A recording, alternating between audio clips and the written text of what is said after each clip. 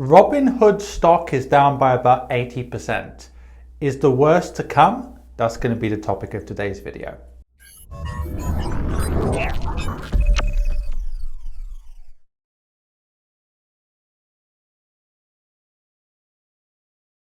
Okay everyone, if you're an expat or a high net worth individual in particular, go over to adamfire.com and see how I can help you. Now on this video, I'm going to talk about the financial company Robinhood. Now their company stock is down by about 80% since the height.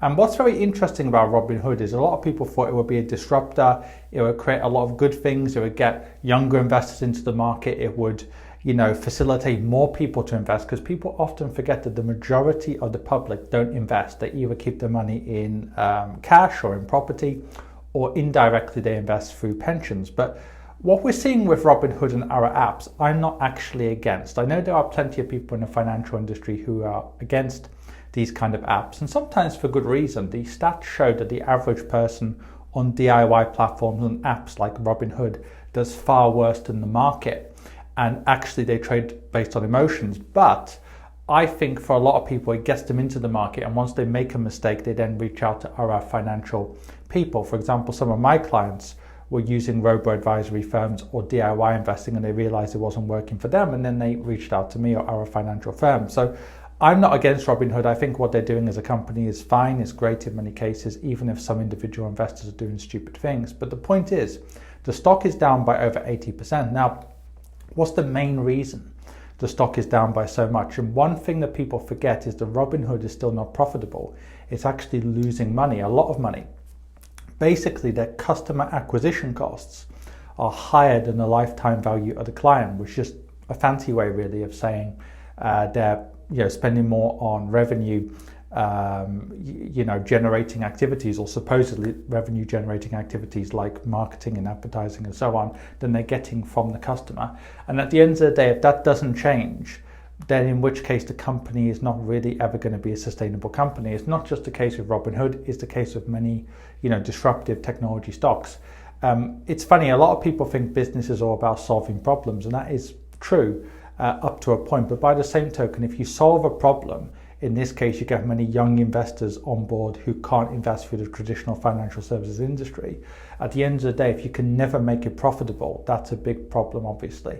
And with Robinhood, we don't know what's going to happen. Maybe they will eventually become a profitable company, but right now they're actually not profitable. And I think if you go down this model of, a low-cost app model, you get a lot of financing and so on, that's all well and good, but you have to actually think of a way to actually monetize that. Right now they're losing money, and personally I would never buy a stock which is losing money just on the basis of, one day they might make money.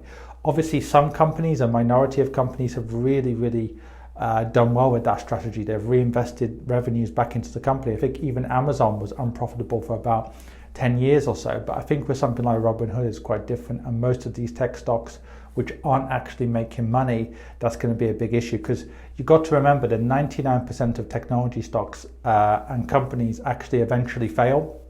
So if you go back to the late 90s, technology was the future, but most of the firms on the Nasdaq failed or their stock went down. So you've got the big winners in technologies, the Amazons, the Apples, and so on, and there'll always be new winners. You're seeing TikTok now is doing very well as a social media platform, but the point is, just because technology is on the rise, and probably this kind of thing is only going to rise, low-cost apps for people who have a small amount of money to invest, that doesn't mean you should invest in unprofitable stocks. So it's a mistake to think, they're down 80%, so of course it's going to go up by 50%.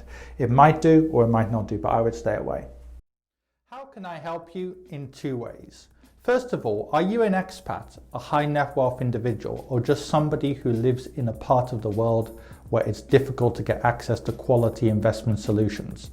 In which case, go onto my website on adamfire.com and find out more. If you don't fit into any of those categories, then in which case there's a range of free material on my website, on this YouTube channel, and indeed on my Quora, where I get over 200 or have received over 231 million views in the last few years.